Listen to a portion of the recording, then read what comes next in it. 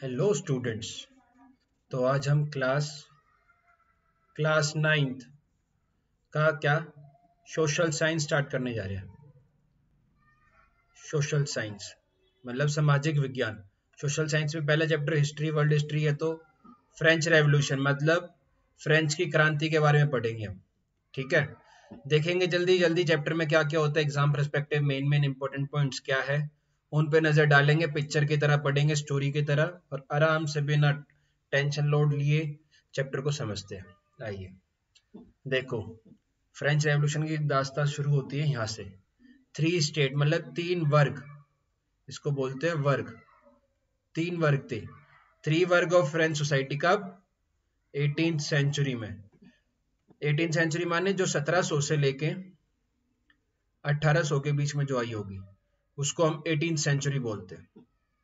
तीन स्टेट थी तो तीन स्टेट, तीन वर्ग कौन से थे? फर्स्ट वर्ग, सेकंड वर्ग और थर्ड वर्ग। ठीक है, अब देखते हैं फर्स्ट वर्ग में कौन आता है। फर्स्ट वर्ग में आता है क्लर्जी। क्लर्जी कौन?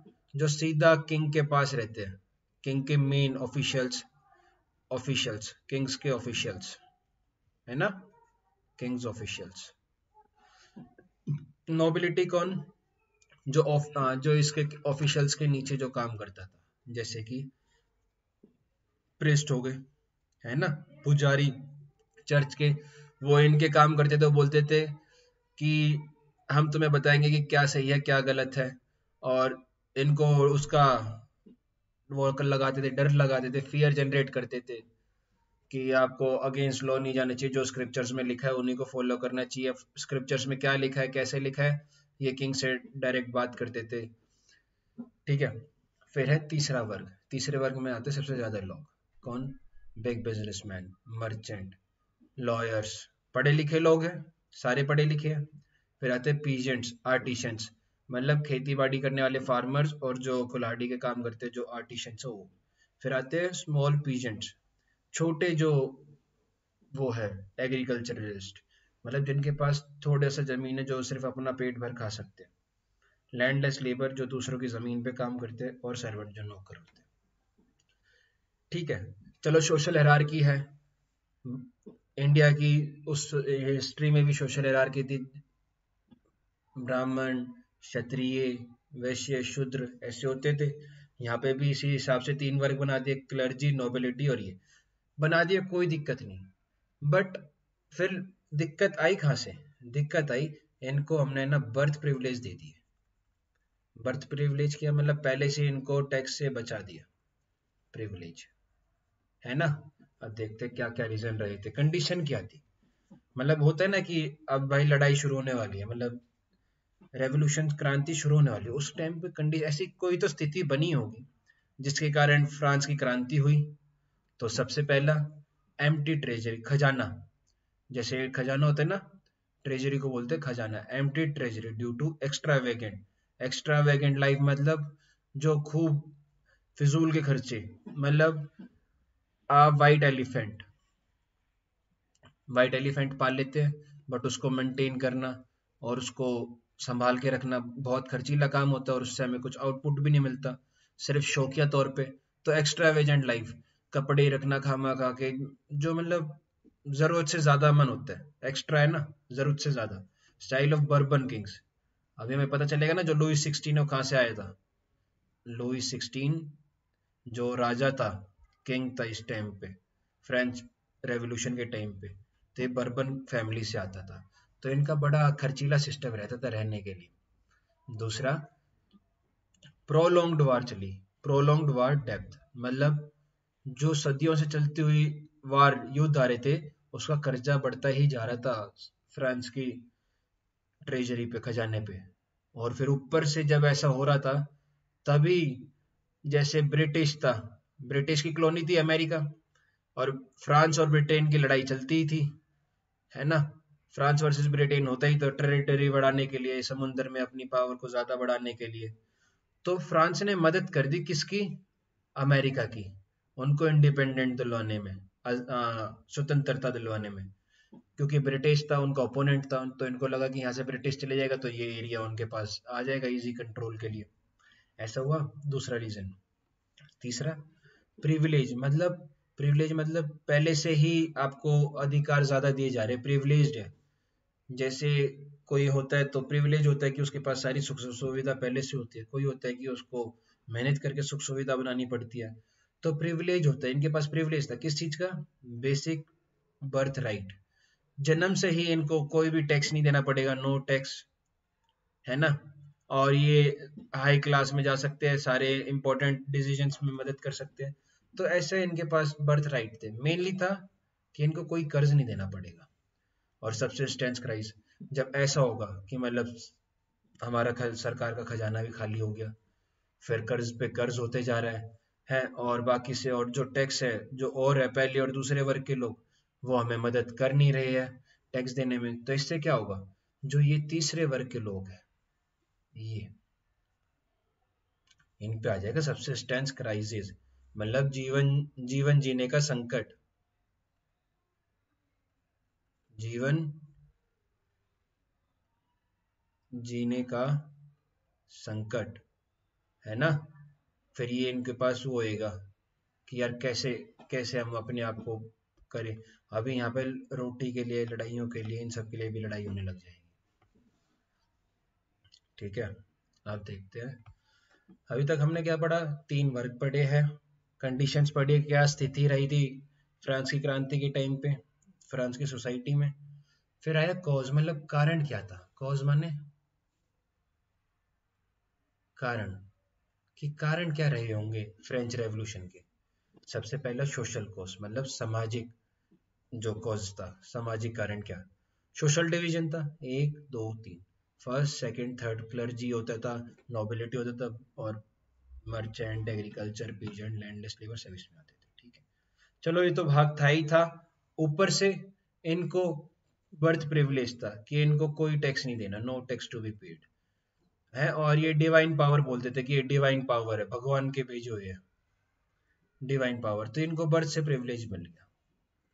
ठीक है, फर्स्ट पॉइंट हुआ। दूसरा पॉलिटिकल, मतलब राजनीतिक क्या कारण रहे? एक तो हमारा जो लुई 16 था ना, 16 ढीला था, वो रूलर बढ़िया नहीं था, उसको पता नहीं था कैसे राज करना है, क्योंकि मात्र 20 साल की उम्र में वो राजा बन गया था, जब वो 20 साल का था। और उसने फिर जब शादी करी तो उसकी वाइफ भी बहुत महंगा था, कि मतलब बहुत एक्सपेंसिव वाइफ थी उसकी, बहुत खर्चीली थी।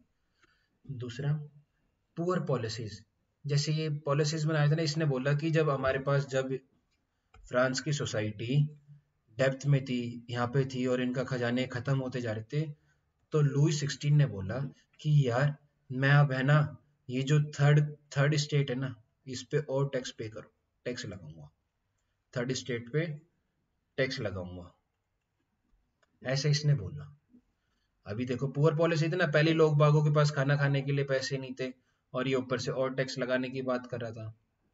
तीसरा तीसरा इकोनॉमिक कॉस्ट, इकोनॉमिक मतलब आपका ये जो इकोनॉमिक से रिलेटेड हुआ, कि व्यवसाय में जो इनके पास खजाना तो खाली हो गया, कर्ज बढ़ता चला गया। कर्ज तो ये दो तो हो ही रहे थे, इसके ऊपर चेरी ऑन द टॉप क्या हुआ कि बैड हार्वेस्ट आ गया, फेमाइन, सूखा आ गया, उपजाऊ जमीन उपजाऊ हो ही नहीं पाई, ज्यादा हार्वेस्ट निकल नहीं पाया, फूड ग्रेन्स आ नहीं रहे थे, क्योंकि इस बार वो था, फूड ग्रेन नहीं थे। फिर फिर हो गया अब खाने के लिए लाले, ये हुआ। और इमीडिएट कॉज क्या बना, कि एकदम से तुरंत कैसे बताया, कि कब? 1789, इंक्रीज इन टैक्सेस, ये जो थर्ड स्टेट वालों पे था। दूसरा insistence of Louis 16 on state wise vote in state centre. अब क्या इंसिस्टेंस, मतलब जोर देना, जोर दिया किसने? राजा ने, लुई 16 ने, किस पे? स्टेट वाइज वोटिंग राइट होंगे स्टेट जनरल में। जब ये इनको टैक्स बढ़ाना था तो इसने, ये स्टेट जनरल हुई थी 100 साल बाद इसने इस्तेमाल करा था इसको, आफ्टर 100 years। तो इसने स्टेट जनरल में क्या रहता है कि जैसे हम यहाँ पे देखते हैं, जैसे ये एक है, इसका 1 वोट, ये है सेकेंड वोट, ये है थर्ड वोट, है ना। इन तीनों का एक एक वोट रहेगा, लोगों का नहीं, सिर्फ स्टेट का। तो ये स्टेट वाइज इन्होंने बोला कि 1 2 3। अब इसमें क्या, इसमें जो ऊपर के दो है ये सपोर्ट करेंगे किसको, किंग को, है।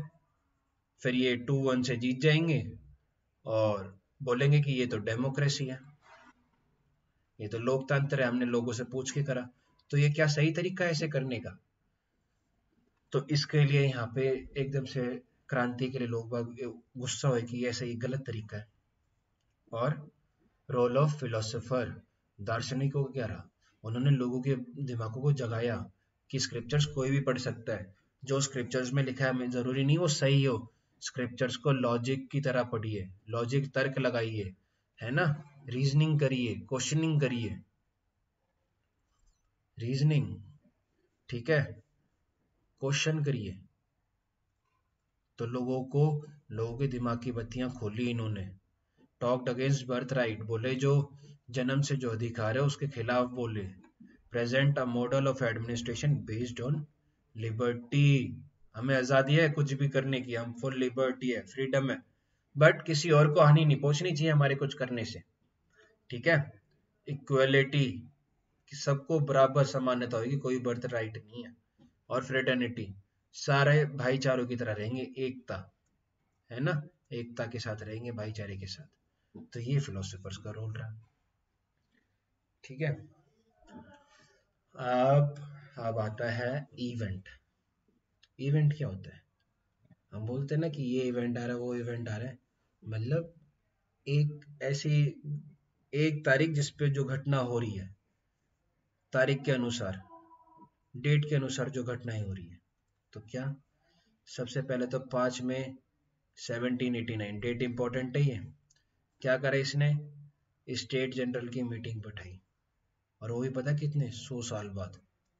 बोले अब सरकार के पास पैसे नहीं थे, घर के खर्च बढ़ते जा रहे थे, कर्ज होता जा रहा था, तो इन्होंने बोला कि यार अब क्या करा जाए। तो लुई 16 ने बोला कि यार जो टैक्स है उनको बढ़ाया जाएगा। तो इसने बोला अब ये लोग बाग तो ऐसे मानेंगे नहीं, तो इसने बोला स्टेट जनरल बुला लेते हैं। फिर member of third state demanded person wise, बताए ना, यहाँ पे बताए ना कि 1 2 3 हो, सॉरी 1 2 3 हो जाते थे और स्टेट वाइज होता था। तो इन्होंने बोला स्टेट वाइज नहीं, पर्सन वाइज वोट चाहिए। किंग ने बोला भाई मैं तो तुम्हारी बात नहीं मान रहा, क्योंकि किंग को पता था पर्सन वाइज देंगे तो ये जो थर्ड स्टेट वाले ये लोग बाग ज्यादा है, दे विल विन, और वो टैक्स इम्पोज कर नहीं पाएगा। तो उसने मना कर दिया। मना कर दिया तो क्या हुआ, थर्ड स्टेट वाले बोले ठीक है भाई हम चले जाते हैं असेंबली से बाहर, प्रोटेस्ट करेंगे। फिर एक तारीख आई, कब, 20 जून 1789, देख रहे हो, 5 मई फिर जून, ज्यादा महीने 1.5 महीने की भी बात नहीं है। 20 जून को वो एक हॉल में इकट्ठा हुए, कहाँ पे, कौन सा हॉल में, ग्राउंड ऑफ वर्सालेस। यहाँ पे इकट्ठे हुए, उन्होंने बोला कि हम एक अपनी नेशनल असेंबली बनाएंगे, कि हम अपनी खुद की एक नेशनल असेंबली बनाएंगे। और उन्होंने बोला कि ये जो राजा की पावर है ना, इसको कर्टेल माने कम करेंगे, इसकी पावर बहुत बढ़ रही है, इसकी पावर को कम करेंगे, डिक्रीज करेंगे। इसी में मीन वाइल, इसी दौरान बैड हार्वेस्ट हो गई कंट्री साइड में, जहाँ पे लड़ाई होने लगी ब्रेड की, पेरिस के अलग अलग जगहों पे, है ना। अब देखो खाने के भी लाले, रहने के भी लाले, पैसे भी नहीं, और बैड हार्वेस्ट भी हो रहा है, तो कैसे इवेंट बना। फिर इसी में किंग बेवकूफ ने क्या बोला कि उसने बोला कि पेरिस में भेज दो लोगों को, मतलब ट्रूप्स को, पुलिस को, है ना। उन्होंने बोला कि पुलिस को भेज दो पेरिस में, और ये जो रॉइट्स और है ना, इनको बोलो कि ये खत्म हुए। इसी से ही लोग बाग जो नेटिव्स थे, जो वहां के लोकल थे, जो वहां के लोकल थे, उनको तो भाई गुस्सा आ गया। गुस्सा आया तो क्या हुआ, वो सीधा गए डिस्ट्रॉय कर दिया फोर्ट ऑफ बेस्टाइल। ये क्या है, ये राजा की निशानी होती थी, सारे कैदी यहाँ होते थे। तो फोर्ट ऑफ बेस्टाइल पे हथियार लेने के लिए, कि अगर ट्रूप्स आएंगे तो हम उनसे लड़ेंगे कैसे, हथियार लेने के मकसद से भी गए थे, रिहा कराने के लिए भी मकसद से गए थे, और दिखाने गए थे कि किंग समय आ गया है तेरी पावर को गिराने का, ठीक है। देखो कैसे, मई से 5 मई से बात स्टार्ट हुई थी 1789 से। फिर 20 जून आता है, 20 जून के बाद क्या आ रहा है, 14 जुलाई, है ना, कैसे सीक्वेंस में। जो ये एगिटेटेड, मतलब भड़कीली जो है क्राउड था ना, उसने हम बोल दिया कहाँ पे, फोर्ट ऑफ बेस्टाइल में, बेस्टाइल में। ये सिंबल था ट्रिनिटी ऑफ ओल्ड रिजीम, मतलब जो पुरानी रिजीम थी ना, ओल्ड रिजीम मतलब जो 1700 से पहले की रिजीम थी। एक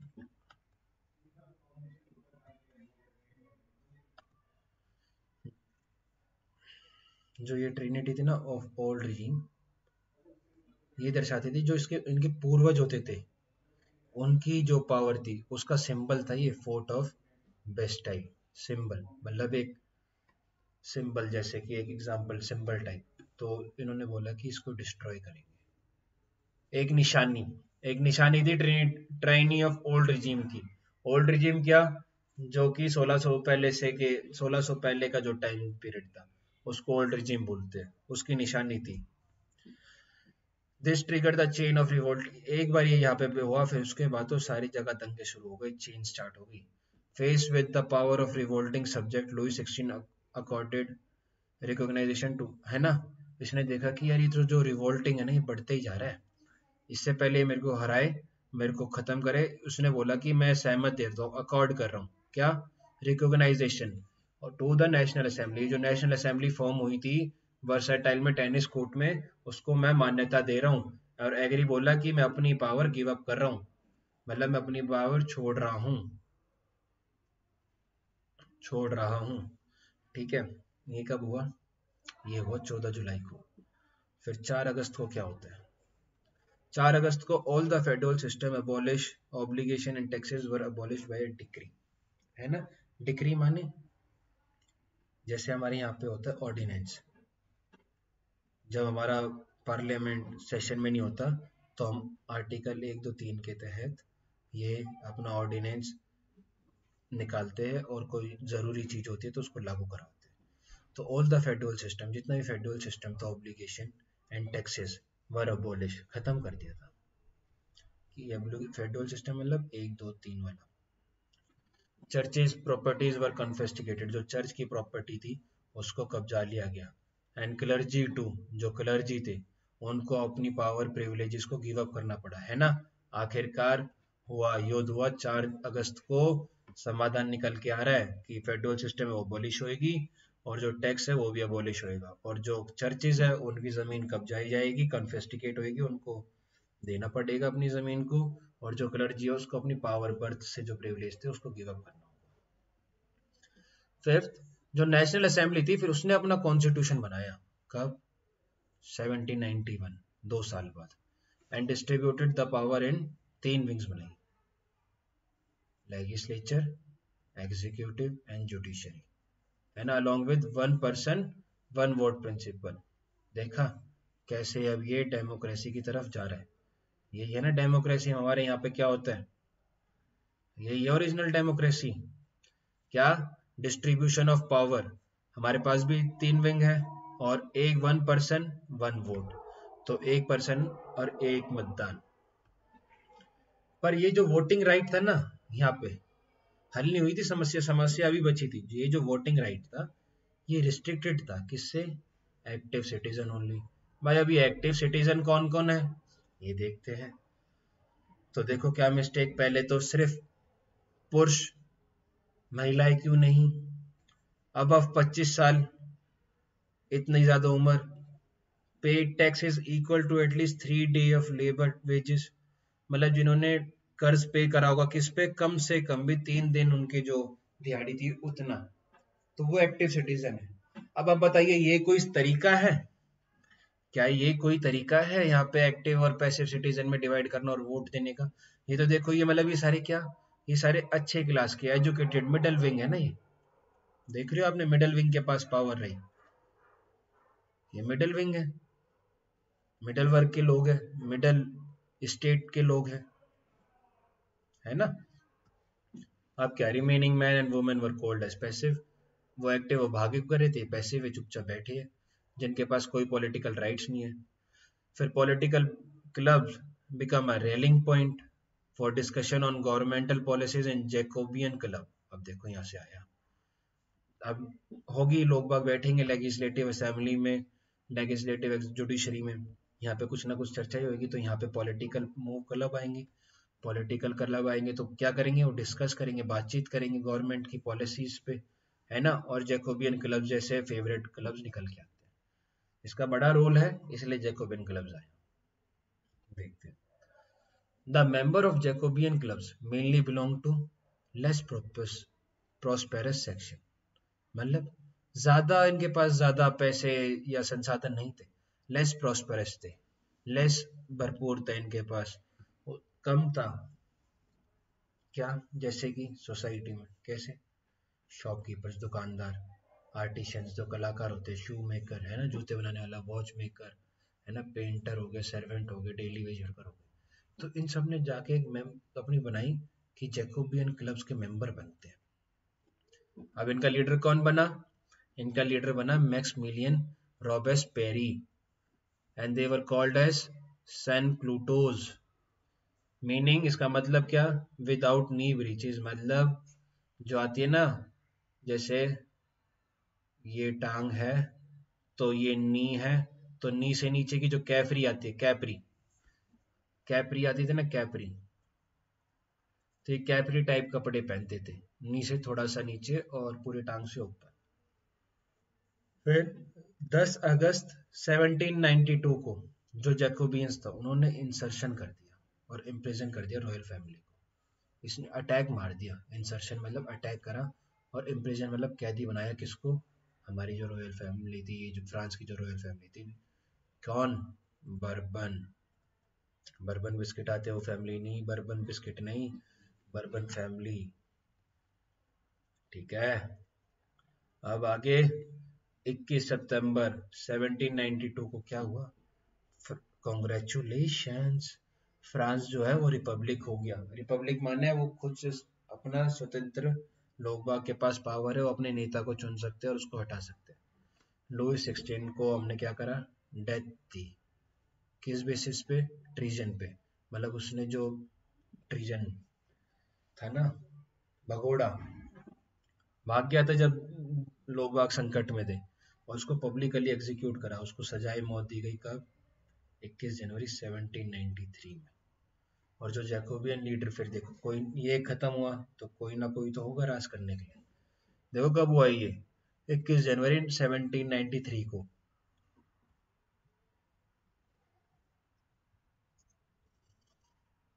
और अपनी जर्नी कब स्टार्ट हुई थी, अपनी जर्नी स्टार्ट हुई थी 5 मई 1789 को, है ना।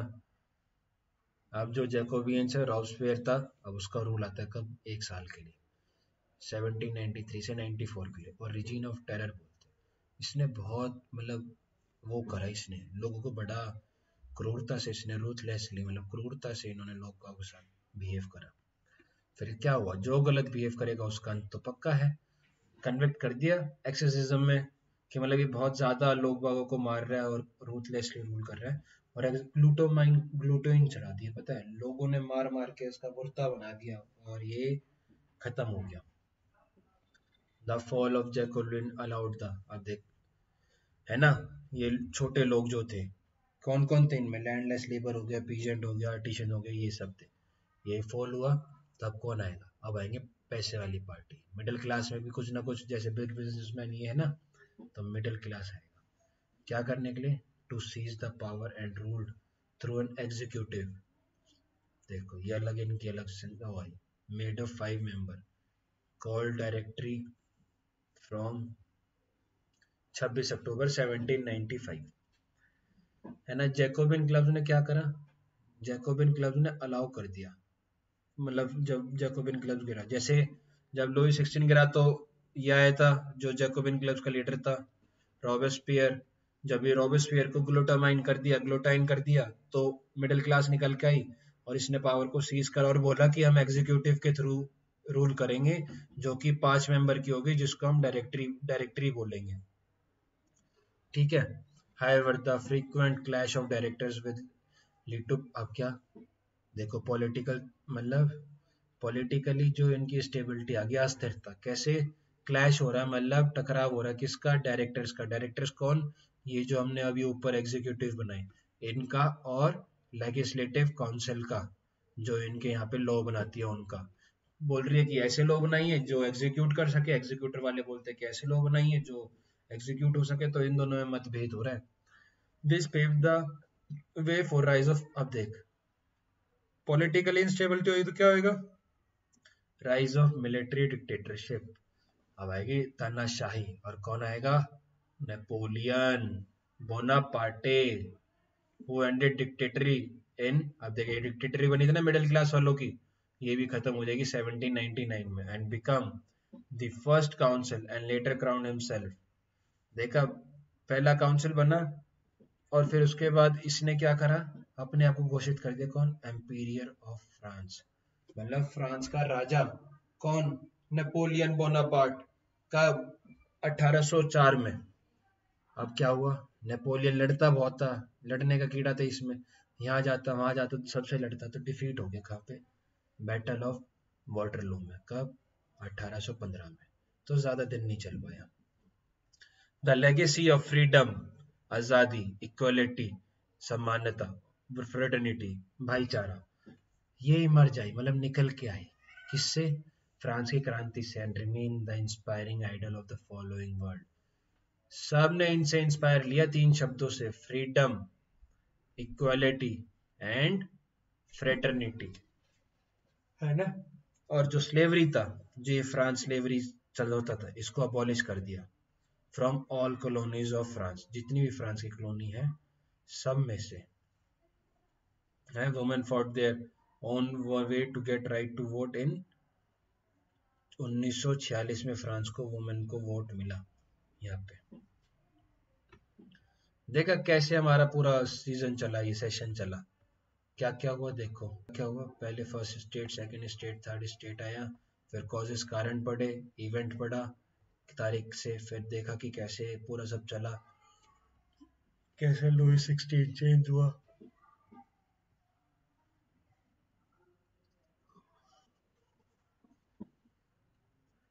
अब देखते हैं फ्रेंच रेवोल्यूशन तारीख की तरफ से। ये तुम्हारा होमवर्क है, आप कमेंट बॉक्स में, अभी जैसे हमने पढ़ा, कमेंट बॉक्स में बताइए 5 मई को क्या हुआ, गैदरिंग हुई है, फिर 20 जून को क्या हुआ, नेशनल असेंबली बनी, फिर क्या डिस्ट्रक्शन हुआ, फिर 4 अगस्त को क्या हुआ, फिर 10 अगस्त को क्या हुआ, फिर 7 इसको, है ना, जैसे जैकोबिन को प्लान कर दिया इंसर्शन के लिए और इम्प्रिजन कर दिया था इसने रॉयल फैमिली को, फिर जैकोबियन राजा बना, फिर जैकोबियन हारा, फिर नेपोलियन आया, फिर rule of directory I, women को वोट मिला, तो ये सब हमने भी पढ़ा। तो आपका काम है बेटा कमेंट बॉक्स में आपको ये बताना कि कौन सी डेट पे क्या हुआ था, इससे आपको एक कॉन्सेप्ट क्लैरिटी आएगी, ठीक है। ये जो डेट्स लिखी हुई है सब ऊपर पढ़ाई गई है अभी। अब देखते हैं पेरिस कैसा था, ये देख, ये रहा पेरिस।